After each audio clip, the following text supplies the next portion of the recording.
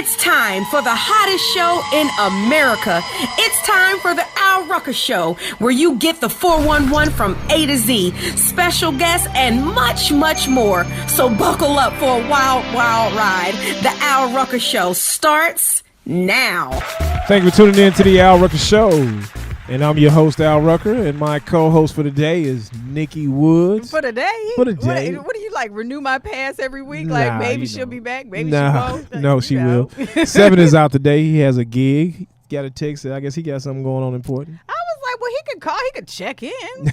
You know, like family, let us know what's going on. Knowing 7, he's probably on that West Coast somewhere. Right. Well. I mean, at this point, we probably don't want him to check in. Yeah. Knowing 7, he won't be 7 that we know. Yes.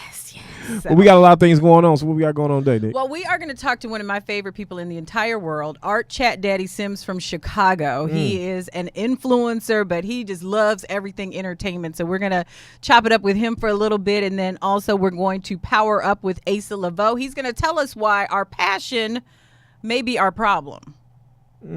Now, I'm not sure like what passion we're talking about, but we're gonna learn from Asa, and then we're also gonna talk about holiday fashion a little later on the show with Out Front. So a lot of good stuff. Plus, we've got a lot of great music. I can't wait for that. Fashion. Holiday fashion. Holiday is like, fashion. Now is the time to start thinking about what you're gonna wear for New Year's Eve. If you have that Christmas office party, like, because women, we gotta shut it down. So. Yes. We've got an expert that is going to help us do that. And plus, we've got a lot of great music, including this one next with Wifey. One of your favorite songs or no? No. My favorite song. This yours. I don't think men really. I think women just love this. No, not mine. This is like our anthem. But hey, if y'all like it, we love it. We're going to get into that right now on the Al Rucker Show. Thank you for tuning back into the Al Rucker Show. Nikki Woods and myself, Al Rucker. Nikki, who is this young lady we have? Well, she is a entrepreneur. She is an influencer. She's a producer. She's a best-selling author, and her brands, her collective brands have reached over 1 million people with transformational training, coaching, and support, establishing her as the go-to expert for purpose-driven entrepreneurs. She is the brainchild behind Coach Speak and Serve, which is a next-level consulting firm and a community on Facebook, and also Women Recharged. But today we are talking to Miss April Franks about National Adoption Awareness Month, which is in November. So welcome to the show. Thank you so much for having me. And she's my boo thing. So she's my boo thing. Okay. So, but and I know her story, and I think she has one of the most fascinating stories when it comes to adoption. So start and tell us a little bit, because you are adopted, not to just spoil the whole story, but you're adopted, but then you also have adopted out a child as well. So let's start with your adoption process as a child. Tell me what that was like. Well, I was, well, first of all, thanks for having me on the show. I appreciate it. And I absolutely am passionate about this topic, obviously, because it's my life. So I'm always game for adoption talk, especially in the African-American community, just because it's like shunned upon and we don't really talk about it, although we've been raising other people's kids for forever. Yeah. So for me, I actually found out I was adopted playing a game of Monopoly with my mom, dad, and my little brother when I was 10 years old, living in Rucker Heights, Texas. My dad was stationed at Fort Campbell, Kentucky. He was in the Army, and we were playing a game. And my mom just suddenly says, I have something I want to talk to you about. And, I'm 10. I'm like, okay. And she says, you're adopted. And I was like, and so I said, you mean like Willis and Arnold, right? Because the Different Strokes was on, and that was the I had heard of. And she said, yeah, like Willis and Arnold. And I said, oh, okay. And that was literally it for a couple of years. So when I turned 12, I became more inquisitive. I'm like, oh, hell. She said, adopted. It hit you. I'm like, that means I came from somewhere else. So it really didn't dawn on me, that somebody else had me, and then my mom and dad was raising me, and right. So that's kind of how it came out. And so how did that then affect you? Because I've never even asked you this question, but your little brother, is he your parents' biological, or was he adopted as well? No, they adopted me first because initially they thought my mom couldn't have kids. And then after they adopted me, they got pregnant and had my little brother. Right. And I just wanted to go into this little, part of the conversation, because we were talking the other day about the term birth mother. And you you said some things we can't say on the radio, but tell me what your feelings are on the term birth mother. So I was careful to say biological. I don't even know if you hate that too, but tell me about birth mother. I think biological that's factual. Birth mother is a term that people have given that. I just think it's disrespectful. I think it's dismissive of the mother, and as if you're only a mom at birth. Because you've elected to make a decision. You have carried a child to term, had the child, made a conscious decision to continue life with the child and to place the child for adoption. I just think it's disrespect. I just can't stand the phrase birth mom. So fast forward, because then you also had a daughter, and then you had another daughter that you chose to give up for adoption. Tell us about that scenario. So I was 21 and was dating some troubled dating one of your projects. I'm 42 years old. I've evolved, but when I was 21, I was like most young and dumb 20 and 21-year-old girls, looking for love in all the wrong places. And I was dating one guy and pregnant by somebody else, and I already had a daughter. And I was like, this is not a good time. And for me, and the truth of the story is, I wanted to abort, and I made 3 appointments to do so. And each time the appointment came, I just couldn't do it. And so I canceled, and then I'd make another one and I cancel. Because what I was wrestling with was the fact that I knew that I wasn't in the position to properly take care of 2 children. And so then after I kept canceling the abortion appointments, I said, let me just make a different choice. And so adoption was it. And so I started an adoption agency in Dallas, Texas, A Cradle of Hope. Shout out to them. And they're still in business today. And I contacted them. I moved to Texas and I started the process. And so just fast forward, what are the relationships like now? Because I know that you've talked to the woman who adopted your daughter, her other mother. And so where were you with your biological mother, and then also your daughter that you gave up for adoption? It's interesting. So first, let me say, of course, when I made that decision, everybody Black was like, oh, my God, how dare you? How could you? My mother was like, I'll keep the baby. My family was like, I'll keep the baby. And I was like, no, this is a decision that I'm making for myself. Where I am with my biological mother is she's just not, I met her when I was 20 years old. I always knew who she had the ability to meet her. I just chose not to. And once I turned 20, I did. And she's just not the type of person I want to be connected to. I don't deal with people like her. I don't hang around people like her. I made the decision that once I placed my daughter for adoption, that when we were reunited, and I knew that we would be, that I didn't want her to be disappointed and that I was going to be somebody, and that was just a decision that needed to be made at that time. And to answer your question about her mom, I chose her parents. It wasn't like, I had the baby and they snatched her away and I didn't see her. I spent several days with her in the hospital, and we've been in communication her whole life. So I've gotten pictures twice a year, letters. We've built a relationship with that family. And so it's really been a fantastic experience. And recently in Chicago. You met your daughter for the first time in person. I did. When she turned 18, a few years ago, she sent me a friend request on Facebook. I about died, had a whole meltdown. I remember that day too. Yeah. Yes. Yeah. It was fantastic. And then finally, we met in Chicago. She is just a brilliant young woman, and she's the cutest little thing. And I'm just so happy to be her mom.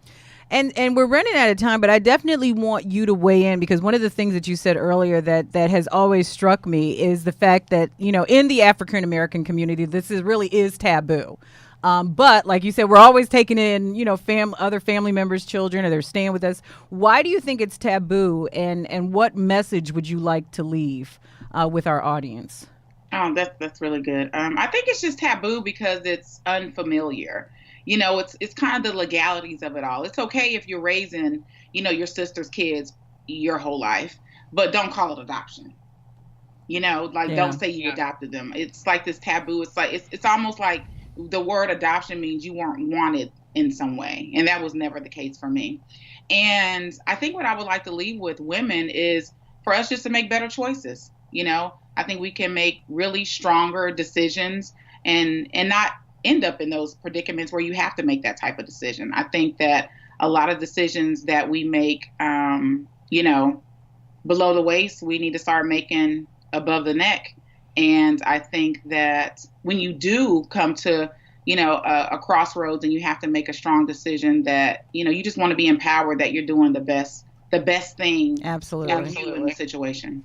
Absolutely. Well, thank you. You can connect with April Franks on any social media platform, but especially on Facebook, where she has her community Coach Speak and Serve. And we're actually going to have her back because she's got a movement that's starting in the new year that I want to talk more about, but we don't have time to do it today.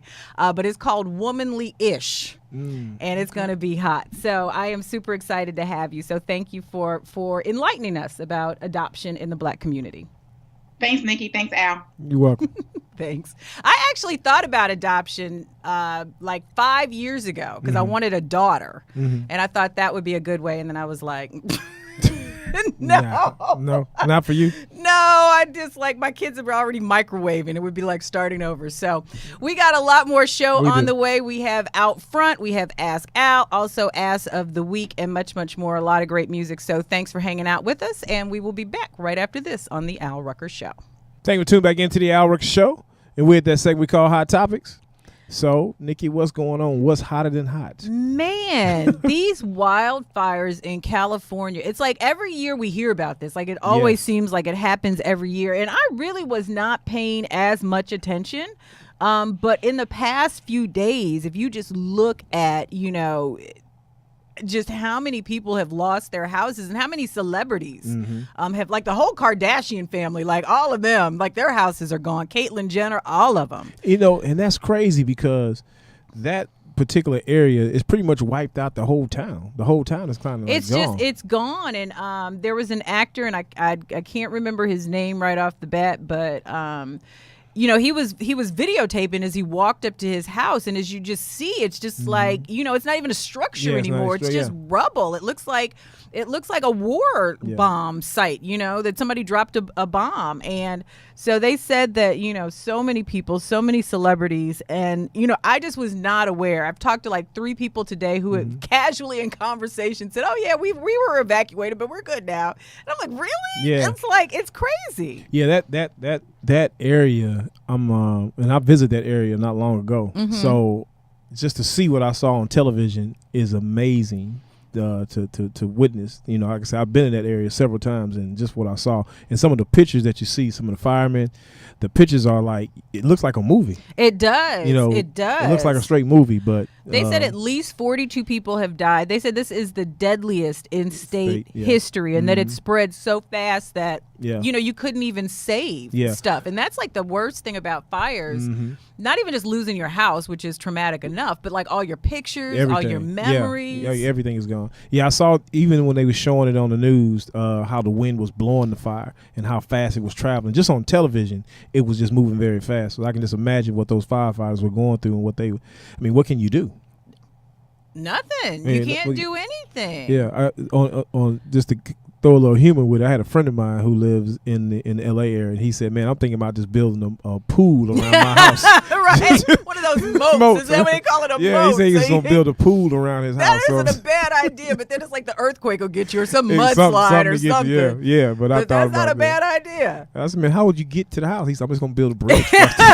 Do one of those drawbridges and just come down and let you across. And if the fire comes, I'm going to just blow the bridge up. So my said, goodness. You're crazy. But it's extremely scary. And I can only imagine like leaving your house intact and then coming back and it just be rubble. But what would you, if that did happen and you had to evacuate, what would you grab first?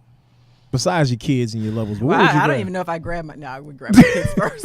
You know what? I'm not really like a memory person, so I don't have like a lot of photo albums and that sort of stuff. So I really don't have. I have some furniture. Like I have a piece of furniture from all my grandparents and stuff like that.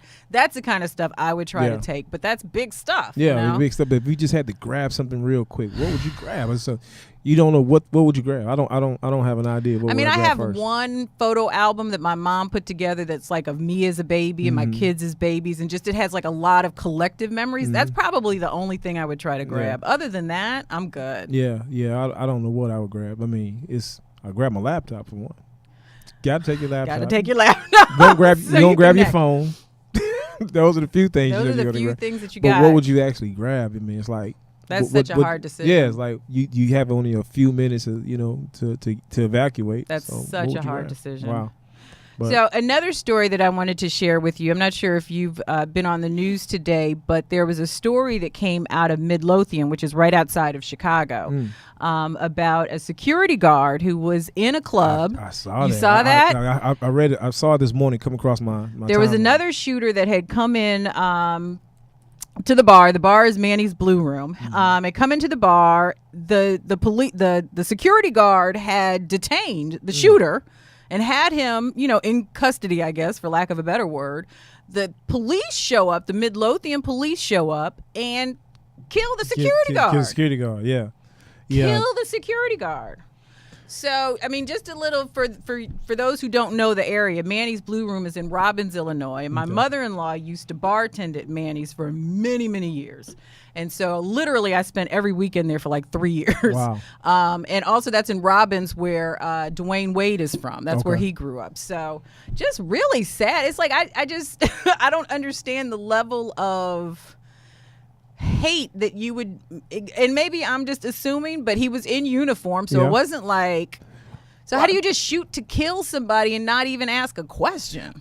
I think at this it's based on the times that we are right now. I mean, based on what's going on in America right now, from our president all the way down, they don't have. It's kind of like we're gonna shoot first, ask questions later. And they have that right. I believe our president has set the tone for America to do what they want to do, because the things that he does is unheard of. We say 44 could have never got away with half the stuff he's doing.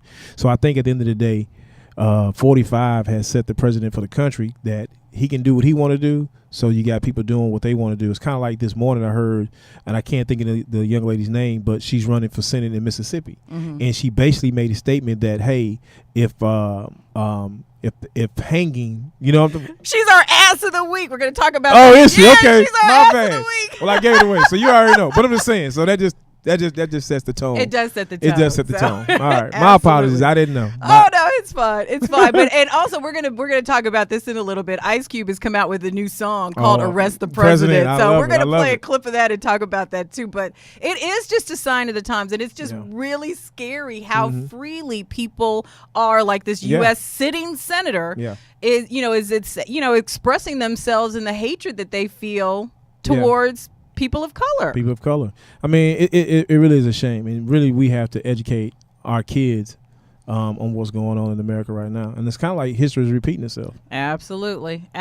So we will be back. We're going to talk to Art Chat Daddy Sims out of Chicago about some of the other entertainment stories that are going on. Also, Ask Al is on the way out front, and a lot of great music just for you. So stay tuned. We will be right back with more of the Al Rucker Show. Thank you for tuning back into the Al Rucker Show. Nikki Woods, myself, Al Rucker, and we have a special guest, and I'm going to let you introduce him. Well, I mean, it's like hard for us because we go back so far, at least 20 years, right? Wow. Oh, absolutely. Yeah, little known fact, Art threw my the baby shower for my first son. Wow. And he did it with a vision. He had all of the women in media in Chicago there for this. And so we had people like Tamron Hall, who is now, a national news anchor. There were so many people there. Gene Sparrow, Robin Robinson. So it was phenomenal. But that's how far we go back. Wow. And I saw the picture. And guess what? I just found the pictures the other day. Did you? I'll have to get you some pictures. I will. Do. Yeah, Oh my God. Share those pictures. I want to see those pictures. I want to see those I pictures. found those pictures the other day. I've been digging in the crate. Oh, good for you. Because I saw the picture of you and Gene Sparrow on Facebook from, I guess you were at an event recently together. Yes. So Gene is a Chicago staple too. She did middays for a long time, and now she's back in the market doing some stuff. So Well, really cool. I'm excited about that. Yeah, Al is like a big Chicago person too, so you're going to be seeing a lot more of us in Chicago soon. Good. Yes. We look forward to seeing you both. Yeah. Yes. So what are the hours that Gene's on? Or Art is on? No, Gene is on Saturdays now, but Art, you do what, 5 to 9? I'm on Monday through Thursday night, 6 to 9 p.m. 6 to 9. 6 to 9 p.m. on WVON in Chicago, which is the nation's oldest black station. Is that right? You got that Yeah. right, absolutely. And our president just scored an interview with our former first lady. Wow. Wow. You know, our former first lady's in town tonight to premiere her book. This is the official kickoff. That's what's up. And so our president has been granted an exclusive 30-minute interview with our former first lady. And that's man. Melody Span, right? Is she the president? Yes. Okay. I didn't know Melody she was Span like Cooper. the owner, what her official title is. Yeah. She- Melody look, Span she Cooper. She's the head diva in charge. That's all you need to know. But That's you know it. what's interesting is like Wow. I tell people all the time, like I'm sure Melody and Michelle did tons of things when Michelle was Sure. still in Chicago. Yeah, that's probably why she got there. So it makes sense, especially with this book, that she goes back to VON, which is like absolutely a staple in Chicago and in America. I mean, it really is leading the forefront when it comes to black talk radio. So, so awesome. Yep, we're very excited about that interview. Well, let's stay right there for a second on Michelle's book. Yes. So this is the first lady to do a national tour on her book, and she's doing it in stadiums. Where's it being held at, Art? It's going to be at the United Center tonight. Yeah. It's absolutely sold out. I've talked to a couple of people who said that they have like seats in the rafters. Wow. And And happy about it. Yeah, they're happy about it. And happy absolutely. about it. Yeah, Yeah. just to be in the room. Are Yeah. you kidding me?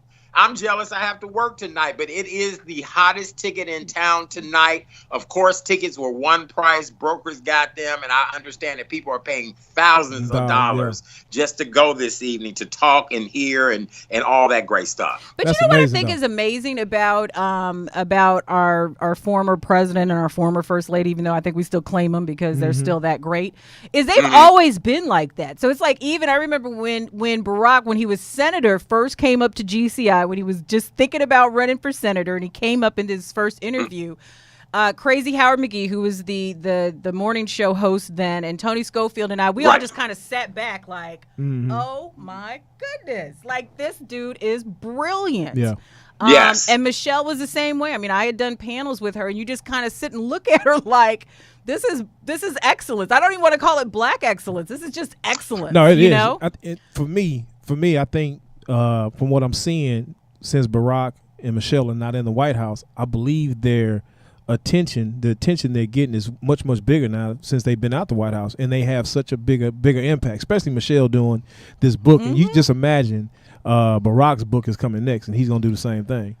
Well, you know, there's a competition right now to see whose book would be the best book, whether it's his or hers, and hers dropped first. And of course, everybody's going to support her. But then when he drops his, it'll be the same. But I think the magic that we're seeing is that they really were two everyday regular people. They did not come from wealthy homes. Yeah, not at all. They did not come from oil money. They didn't come from any of the other accoutrements that other politicians have come from. They came from just everyday, regular, humble beginnings. Yeah. Hold on, you write that down. Accoutrements. We're gonna work. Accoutrements, darling. Okay, I'm Accoutrements. sorry. We We're just gonna at least work gonna that write in. that down. Yeah, write that down. We're gonna work that into the conversation. Spell it. Yeah, we can't spell that.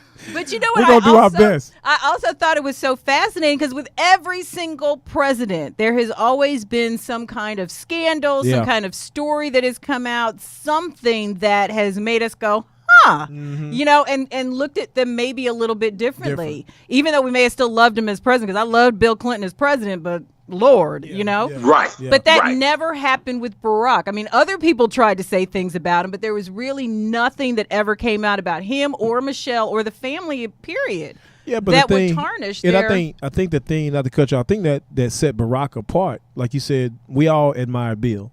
Bill came in the White House with dirty laundry. Yeah, that's true. A lot of the people, a lot of the guys, a lot of the presidents that come in the White House, they've already had a career long background in politics and had some kind of scandal went around. I mean, even when you go back to JFK, everybody that came in the White House had some problems. True. The problem with Barack, I think, scared a lot of people was outside of Chicago, we never heard of him. In the South, we never heard of Barack. And all of a sudden, you got this black man who's running for president, and he has a clean background. Background. It was amazing. Yeah, it's amazing. You never saw that before. And it's like, I think... Not to cut you off, Nikki, but here's the funny part about all of this. There are black men and women out here who really do have clean backgrounds. And really do want to do something good for the betterment of mankind. And I think people just have a really hard time believing that. Yeah, but it's hard to find, though. It's hard to find that. It's hard to find someone who has when I say clean background, to be president, you got to have great credit. You got to have everything. Yeah. So you could probably throw a rock in a big pool and find one black person. Man and excellent credit. You can't have no blemish. All right, we're gonna take a quick break. You stay right there, Art. We're gonna come back and we're gonna chat with you some more, Chat Daddy. And I didn't give your official bio, so I want to do that as well. But stay tuned, because we will be back with more of the Al Rucker Show. That was good. Very good. I'm glad you brought that up. I love you guys. Great job. Excellent job. I'm glad you brought that up. Yeah, well, what's the station we're going to be on in Chicago? What I don't know. It's 95 something. I can't think. The one that Lamont flipped? 95.1. Yeah, we're going to be on. So you going to be my nighttime competition? No, we're going to be 3 to 7. Oh, lovely. Thank you. Yeah. And how many days a week? 5. Oh, you kidding me? Yeah, we go national syndication January 1. But that has not been released yet, Art. Yeah. Well, it's been released on Facebook. Oh, yeah. Right. That's beautiful. Yeah. Right. Yeah. So we'll be there a lot. People, 4 years in the game, I don't worry about competition anymore. No, it's all love. It's all love. It's all love. It's room for everybody. It is a ton of room. And like I said, we're at a different time slot than you anyway. Look, if y'all was broadcasting in Chicago, look, I may be sitting in that chair next to you. Well, I mean, you're not really our they're two different formats. So you're not our direct competition se. So you may be sitting in with us, Chat Daddy. Oh, yeah. No, ain't no maybe. Right. No, ain't no maybe. We're going to make sure he's there. He's there with us, helping us out. Yes. Hello. That is too funny. I'm rely on, as they would say, I'm an independent contractor. Okay. I'm going to rely on you, and I'm going to rely on him. Because All I've been hearing a lot about the Chicago radio, so I got to get ready. Everybody's been telling me. It's like, a beast. They say it's a beast. It's a beast. They tell me. It is. So I got to get ready. Y'all going to have to teach me. Yeah, we got we don't want to have. I don't want to have no issues and no problem. All right, let's do this second one so we can get on out of here. You ready? So we still in hot topics, right? Yep. All right. All right, cool. Thank you for tuning back into the Al Rucker Show. You got myself, Al Rucker. You got Nikki Woods. Yes. And we got Art Chat Daddy Sims. Yes. What's up, my man? Even though I told you about our personal relationship and we're all friends now, I do want to tell you that, I mean, when I walked into the studio, I was like, we got a Chicago staple. Yeah. It's like the only person that I think is more cemented in Chicago is George Daniels. And then there's you, right? Oh, yeah, George, yeah. Yes. Then there's you. And so he is just an all-around fantastic guy. He is currently the drive time host on WVON, which is the oldest African-American talk station in the country. He has been recognized as a social dynamo by Monarch Magazine, Who's Who, all of that stuff. But just an all-around great guy. And, of course, knows everything there is to know about entertainment and the gossip, which is why we called you. And the gossip. And the gossip, huh? And the gossip. So recently we had the People's Choice Awards, and I think the most surprising thing was Artist of the Year. So we were looking at like Cardi B, we were looking at all these people, and Nicki Minaj walked away with it. Are we surprised though? I think I was a little surprised. I mean, Cardi B had a great year. Ariana Grande had a great. There were a lot of great artists out there, and so even though I think Nicki is a legend, you know, compared to some of these other people, I don't know if I thought her year was as big as theirs. Not at all. Not the year. Cardi B really did have a stellar year. We've got to give her credit from the birth of the baby to just one hit after another. But I think Nicki Minaj and her antics this year may have pushed her in the forefront of people's minds and thinking, because I kind of thought the same thing too, that I really was looking for Cardi B to maybe get it, but you know, it ended up being Nicki Minaj, and it was interesting.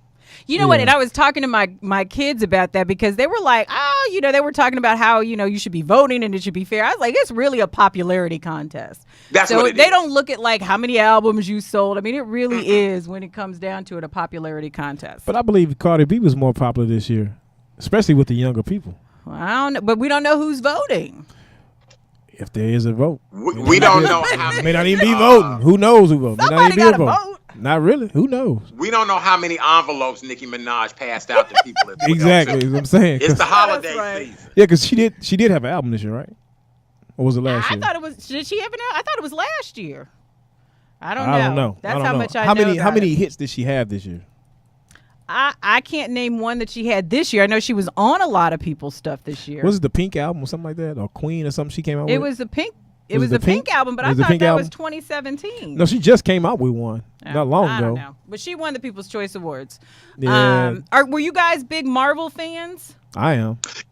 Well, actually, we talked about this last night. Yes, of course, Black Panther, the probably the best movie of all time. But when we think about the life and legend of Mr. Lee, it takes our entire childhood. I mean, absolutely. Yeah. Yeah, I mean, we all know superheroes, whether male or female, was a huge part of our childhood. And just to have such an icon like that pass was just breathtaking. Well, he was 95, so I mean, it wasn't. I mean, even though I think it's sad, it wasn't like a tragic thing. But he's been sick too. No, he's been sick.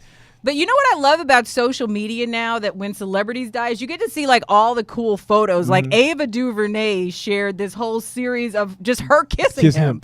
Yeah. I was like, this is so weird, but it was so cute at the same time. Now, did you know? Now he did a cameo in all the movies. Absolutely. Yes. But he also pre-recorded for future movies.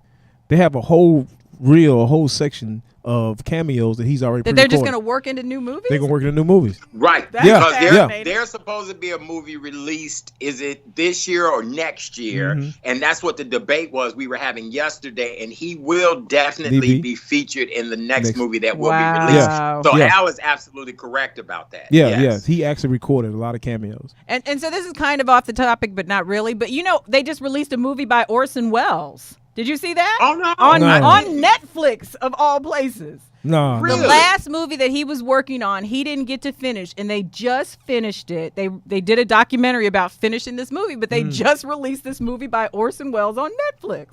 I'm gonna check that one out. It's like Walk on the Other Side of the Wind or something like that. Well, Art, the problem with that is she has an advantage. She's been binge watching Netflix movies over the last couple of days because I haven't been able to sleep. So of course it may have just dropped yesterday. Right. we don't even know about it yet. She just been stuck in front of a television. Exactly. You know, right.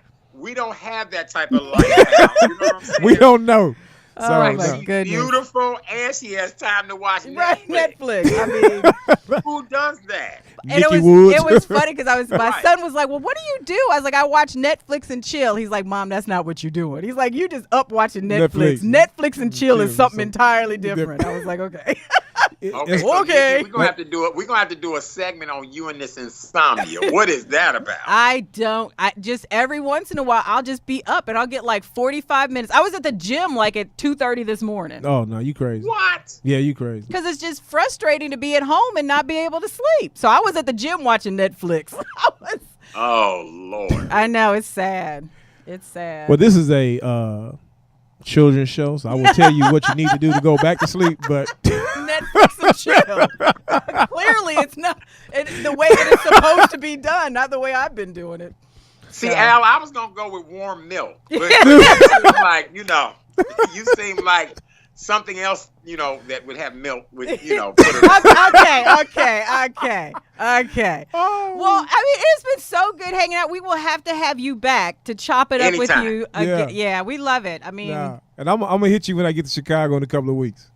Please do. It's an honor and a pleasure to be on with both of you. Great show. I'm looking forward to the future of what this show will bring. Radio is an amazing business. Yeah. And we need more dialogue from diverse people. Absolutely. And you two, I think, will be the key to it. I'm honored to be a part of this, and whatever I can help you guys with, I'm always available and ready to help you out. I appreciate it. Well, I'm going to lean on you in Chicago, both of y'all. When I get to Chicago, I'm leaning on both of y'all. Well, all right, well, bring your wallet with you now. Yeah. I got you. Bring your wallet. There's plenty of places we gonna take you now. Don't get here talking about, well, I left my wallet now. We gonna show up and show out. Let's do it then. We gonna do it. Right. I'm gonna look at it when I get there. Guys. All right, you can follow Art on all the social media channels. Just Google Chat Daddy. I think he's Chat Daddy 1 on Instagram, Chat Daddy on Twitter, and then you can find him under Art Chat Daddy Sims on Facebook. Also, make sure you check him out when you're in Chicago from 5 to 9? 6 to 9 p.m. On WVON 1690. All right. Yep. All right. Thanks, Beautiful. Art. Love you. Thanks. Love you guys. Thanks so much. Have a good day. All right. We are going to power up next. We're going to get some tips on why how to fix our passion from being our problem or something. We'll figure it out. Asa Laveau is going to be in the house to help us with that. And so lots of other great stuff coming up, including an entire second hour of the Al Rucker Show. So stay tuned. We will be right back. Thank you for tuning back into the Al Rucker Show. Nikki Woods, Al Rucker. Yes. And we got a segment for you today. We are powering up, and we have Asa Laveau, who is absolutely one of my favorite people. He's an international professional speaker, 2 times best-selling author, decorated combat veteran, and awarded entrepreneur who has the capacity to make a difference for you and your organization. He is also known as America's #1 queer entrepreneur coach. Now, this is new to me. I didn't know this part. I want to know how did he come with the title? Well, and I want to start at the beginning because I think it's interesting. When I first met Asa, you were in the straight space. I'll say that, right? I mean, it's like publicly, church-wise, you were straight because you talked about girlfriends and finding a woman and that sort of thing, right?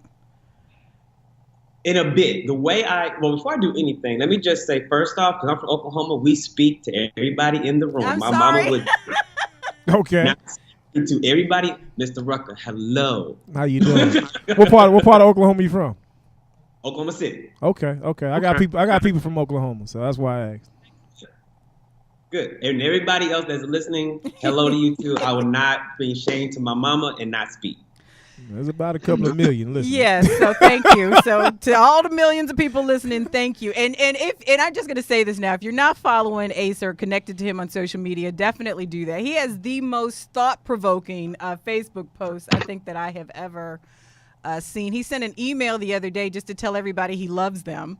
And I appreciated it. So he's just a phenomenal person and a phenomenal spirit. And that's why I wanted to have him on. But then we were talking about this other piece of it. And so I wanted to share that because I think social media has made it an interesting way to learn about people. And as I said, when you and I first met, and it wasn't too long ago, 3 years, maybe 3.5, 4 years ago, you were in the straight space. And then fast forward a couple of years, and I was like, oh, okay, he's bi. And you came out on Facebook, and well, go ahead and tell it your way. Yeah, I want to hear it. Tell it your way because you're cringing. Go ahead. So for me, it was a continuum of coming out.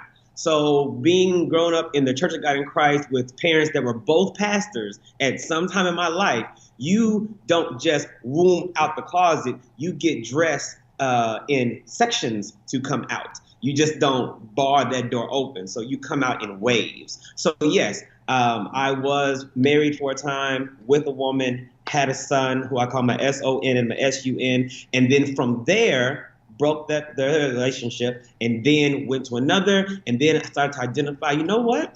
I make men and women make the same sound when I touch them. So that's a real thing now. Wait a minute. What? You heard what he said. We're not going to repeat it. You heard it. We got to go back to that. Yeah. Okay. Repeat what you just said. He said that men and women make the same sound when he touches them. That's what we got. But my real question for you, because Ace and I have never had this conversation. I mean, I follow him on social media, and I appreciate all that he does and love him no matter what. So that's not ever a question.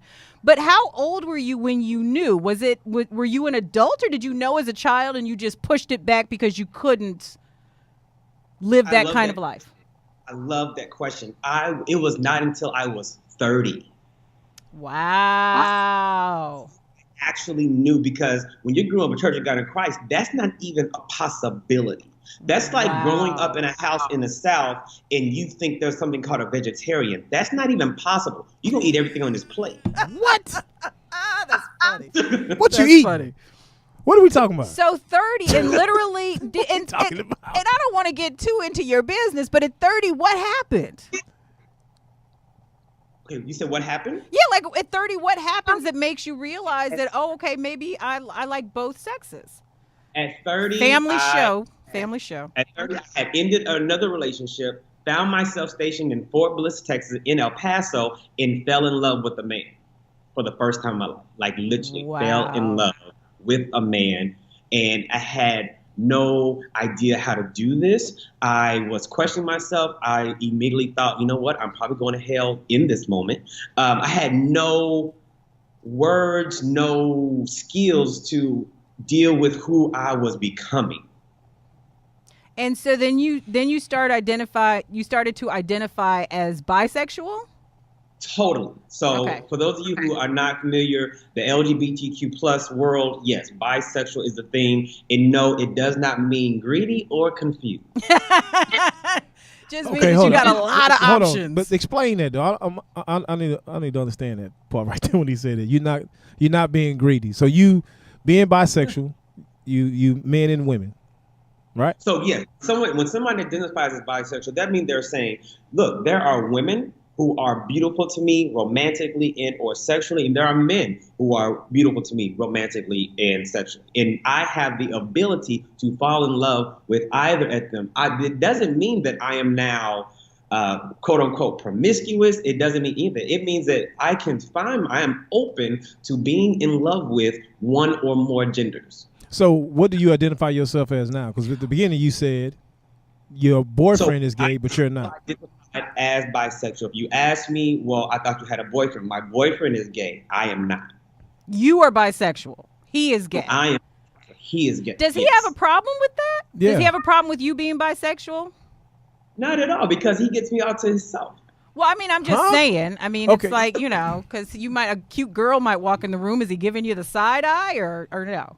Not at all. I will say that to be in love with me, to co-create life with Asa Laveau, you must be able to stand in your own right that you are with me. That whole being insecure, that doesn't work well, especially with somebody being an entrepreneur. I'm out of the country doing speaking engagements. I do not need that. I was going to say, he is a total social butterfly. So this is, it may sound dumb. So in a relationship like yours, who is the female and who's the male? No. Listen. See, he's going to answer. Yeah, he's going to answer. See, I totally thank you for asking the question, because people really do want to know that. However, two things. It negates everything who we are intrinsically, and it negates everything a woman is intrinsically. Okay, so with you being a woman, and if I wanted a woman, I'd get one. No, okay, so now with that being said, do you let that woman know that you're bisexual? Oh, totally upfront. I think that is probably one of the most irresponsible things, to not let everybody know upfront what's happening, what they're getting into. It's your job to inform them, and then you give them the grace and the space to choose. All right. Well, you don't go anywhere, Asa, because we obviously have a lot of questions. And I honestly, Asa is really one of the best people I know to ask these questions, because you're so open and honest and all of that. So we're gonna keep you, and we will be back. We've got a lot more on the way. We're gonna start the second hour, and then we're gonna finish our conversation with Asa Laveau. You guys don't go anywhere. We will be back with more of the Al Rucker Show. I love But you. no, that's a question that most men would want to know. Most We want to people- know. What? No, we want to know. And I know it's some questions I can't ask while we on the radio. But when he says that I'm bisexual and he identifies himself, he lets the woman know. And the question that as a man I would want to know, are you the female or are you the male in the situation? And if he says, I don't know, did you answer that question? Well, he said that it negates I- who it they negates are that. as men. I didn't answer the question the way your listeners may have wanted me to, but a better way to clarify the question is, sexually, are you someone that receives or are you someone that gives? So which one is it? Yeah.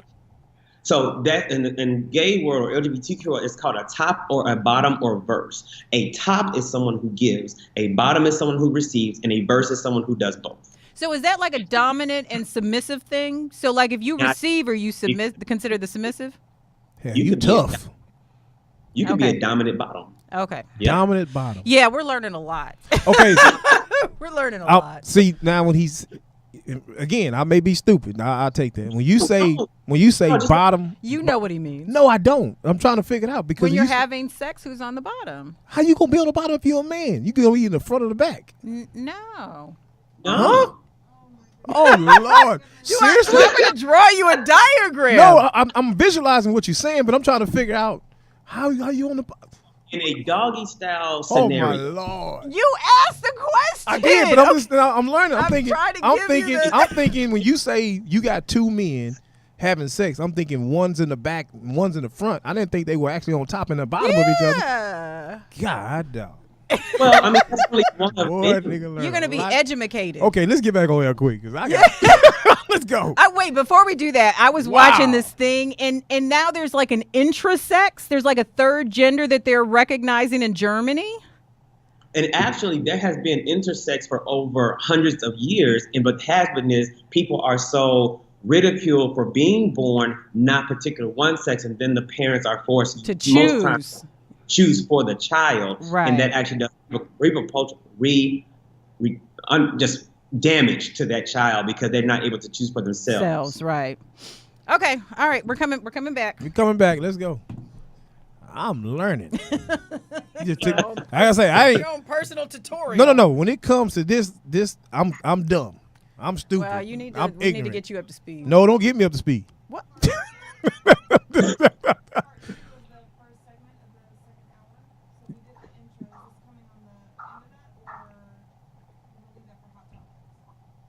No, let's leave it for hot topics. I don't know why every once in a while it does that. Yeah, it's like a delay for some reason. but- No, actually, let's do. How much time will we have out of the first break? Because I don't want to delay it too long. So out of the open reset, how much time do we have for that first break? Okay, so we got to wrap it up in 5 minutes. All right. Okay, let's go. we got 5 minutes, Asa, and we'll have Got you it. back to talk about passion. Yeah, is we your gonna- problem?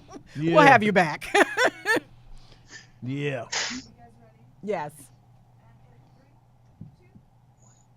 Thank you for tuning back in to the Al Rucker Show, and still with us is Asa Laveau. Asa Laveau. He is an entrepreneur. He is a speaker. He is an author. He is a military veteran, and he is talking us to. He is our power up guest, and I really want to keep this in the power up focus. So, based on your experience, especially in this social media world, what do you say to other people who may be hesitant about coming out or revealing their choice for a romantic partner?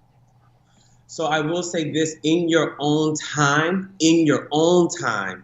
do that, and when you feel safe. So I give that in a very broad, because I understand that I grew up in Oklahoma, and to be 16 years old and to come out and to have a business that may actually be a life or death scenario for you, and now may not be the best time to let the world know. But if you find yourself in a safe space, in a trusted space, yes, please feel free to do that, because I will say there is a freedom that comes when your customer, your client is able to not just love what you do, but who you be to your core. And that's why I did what I did.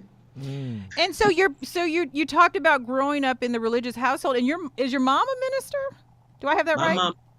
My mother's a pastor. A pastor. So what is the relationship or the acceptance that you've gotten for your mother, or how did that work for her? I guess. So my mother, growing up Church and God in Christ, she was very, very rigid to it. She thought she was liberal to the idea, but when it's your own child, the person that you gave birth to, things began to flip a little bit. So it took a little time. It wasn't violent. It wasn't a very friction event. However, it took some time for her to be comfortable with, like, this is the person that I'm choosing to co-create life with in this moment. And now she's totally fine. The person I'm co-creating life with now, they've met, everything's okay. She does ask about him, he asks about her. And it's nothing. I hope they've met. You plastered them all over Facebook. And I waited to plaster him until and he's met my son. Oh wow. So how does your son feel about that? My son, when I told him about LGBTQ, I've been telling him about that since he was around 5. I took him to his first Pride. And when I told him who his daddy was and what his daddy was, he took a moment, looked at me and said, "Daddy, I'm straight." And I said, "That's great. You don't have to be bi or gay to be beautiful, to be valued, to be different, to be special. You can be just what you are. And please know that if that ever changes for any reason or if it stays the same, your daddy got your back." But you know what? It really is a different world. Like, my sons have friends who have 2 mothers and 2 dads, and it's the same. You know, you just go over their house, and you know, it's just what it is. It's just kind of a different world for them growing up. The question I now have is, how does your son's mother feel about it? My son's mother is a lesbian. Oh Lord! Y'all ruined each other. Yeah, y'all ruined each other. Yeah, that's the. But I wonder if that was just the energy attracting each other. No, it's just something else. We were high school sweethearts. We were literally high school sweethearts that went from high school to being married to being divorced. So I will say, she identifies as being full lesbian. I actually adore her partner. She has her partner is legit. They live in the same house. I adore her partner's daughter because she was also married before. So it's nothing that keeps energy from stopping. There's no love lost here at all. That's amazing. That really is amazing. That really is amazing. That is. It's like we got exes that can't get along because of, you know, the photo album. So that's awesome, Asa. I mean, you know how I feel about you. So. Again, how did we get to the title? How did you come up with that? Why did you come up with that name? What's the name of his We're talking about America's #1 queer entrepreneur coach. Oh, for so long, I've had other businesses, but my passion comes from helping people start businesses. Ever since I was 22 years old, and I had a fraternity regalia store in Crossroads Mall in Oklahoma City selling Greek paraphernalia. From that time forward, I knew that people ask me, "So Asa, how you do it? You're 22 years old with a store. How did you do that?" Me being able to tell people how to do it and tell them quickly without all the foo-foo, the BS that goes along with it, that's what I'm passionate about. That's what I love to do. And then luckily running into people in my life that taught me how to monetize that. And now, so my thing was, yes, I was helping people start businesses, but I wasn't clear about who I was doing that for. So that's one of the things that when you understand your passion, you have to have a high level of clarity on who you're actually meant to be for. Because anytime you're sucking in your sales, I'm going to tell you you're not intimate with the person you're meant to help solve problems. All right. Well, Asa is working on the 2nd Oklahoma Black Business Expo. So you guys stay tuned for that. You can learn more about that by following him on social media. Like I said, he has a phenomenal Facebook page where he just asks all sorts of great questions. But he's also on Instagram where you can see all his cute pictures because he has this one. He has this picture where he has his shirt off. Mm-hmm. And he's got all these muscles. And I was like, Asa been hiding all of this for as long as I've known him. And then he just showed up like, pow. So anyway, follow him on Instagram, follow him on Facebook. And we will definitely have you back so that we can talk about our original topic that we had you on for. But we're so glad that you were open to having this discussion with us. So we appreciate you. And thank you guys so much, and dreams and blessings to both of you. Oh, thank you. All of us. Yeah, absolutely. All of them. So we're going to solve some problems with Ask Al. That's on the way. Holiday fashion with Out Front. And then we are going to talk more about the Ass of the Week. So a lot of great stuff. Yes, we do. I can't wait. Good speaking with you. Can't wait to talk to you next time. I got a lot more questions. Thanks, Asa. Thank you to you guys for hanging on. Stay with us. We will be back with more of the Al Rucker Show. Thank you for tuning into the Al Rucker Show. You got Al Rucker, that's me. Yeah. You got Nikki Woods. That's me. And we are going out front with Lea Frazier. Out front with Nikki Woods and Lea Frazier. Yeah. So you got to say that's me. So we're going to start it again. Okay. No, we're not. No, we're not. So we are going out front. One of the things that I've been wanting to talk about is holiday fashion. And so I found the best person to talk about it. Her name is Lea Frazier. She's a leading fashionpreneur. And she was also recognized as one of Dallas's 39 most successful women for 2015. In addition to this elite recognition, she received the Rising Star Award for Fashion Blogging by Fashion Group International of Dallas in 2017, and she was nominated as one of the best journalists of 2017 by Cosign magazine, and it just goes on and on and on. But she's a phenomenal entrepreneur. She also helps people with media coverage, and she's going to help us get our life together when it comes to our holiday fashion. So welcome to the show. Welcome. Hey, Nikki, how are you? We are well. So when we think of holiday fashion, what are some of the things that we need to keep in mind, especially for 2018?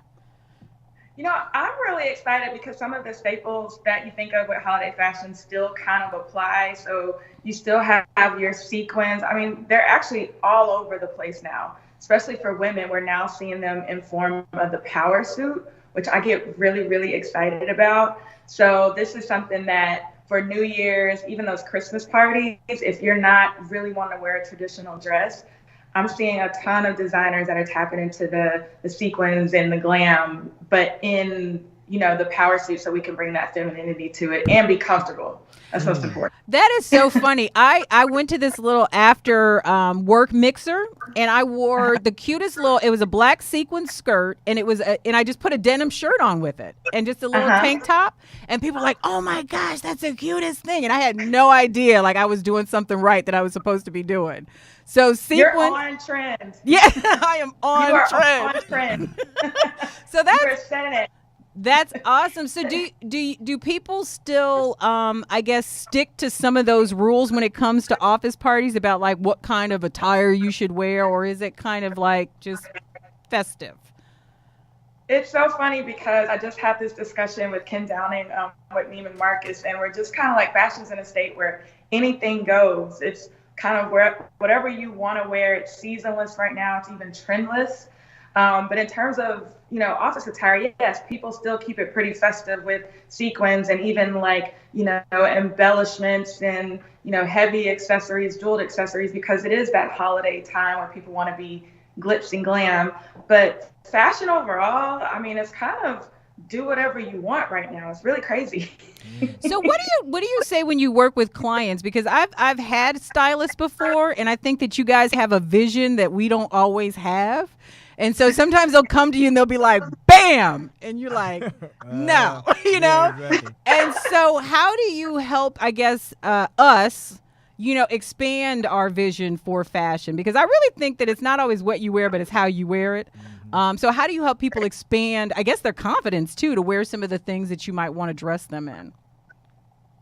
Well, the first thing that I do is I do take a look at their current closet because it gives me a lot of insight into what they like. Maybe there are certain color schemes or certain styles that they gravitate towards.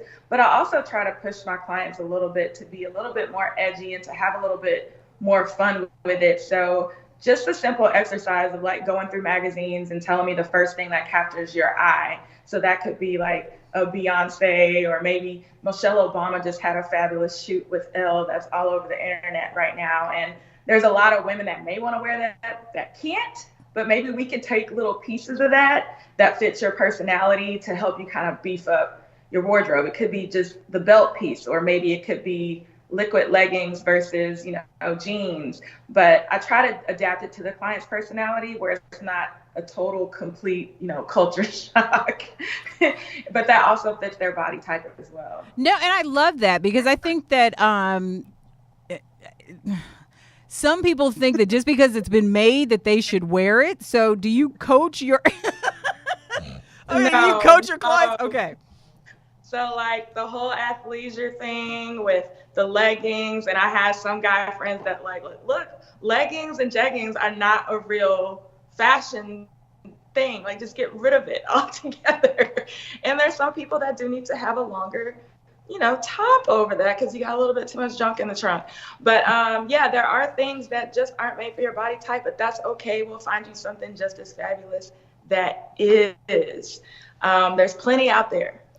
And I think it's fascinating to see when somebody does dress you according to your body type, how much better you look and how much better you feel when the parts should be, accentuated and some that should not be accentuated, and it goes like that. So.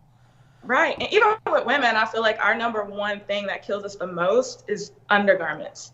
So something as simple as just having a great bra to take off 2 sizes or to lift or, to have better posture, like that helps with slimming and even just like toning down that midsection that we all kind of have trouble with.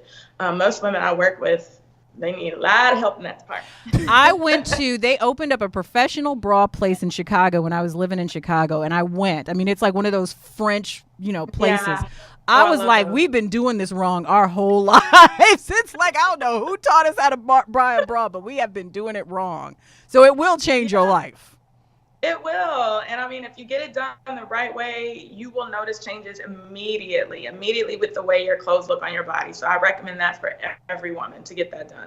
All right. One last quick question, because this is very self-serving for me, but one last quick question before we let you go. Can somebody have too many clothes in their wardrobe? You're asking.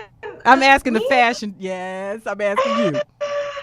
I mean, yes, you can. I mean, if you notice that you're not wearing items, I had a client I would shop for every single season, and nothing would drive me crazy more than when I would go back the next season and everything would still be there with all the tags on it.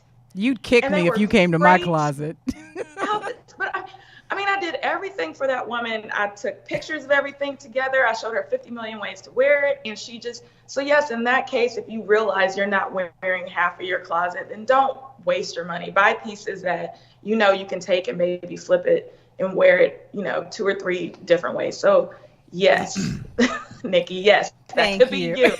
Thank you.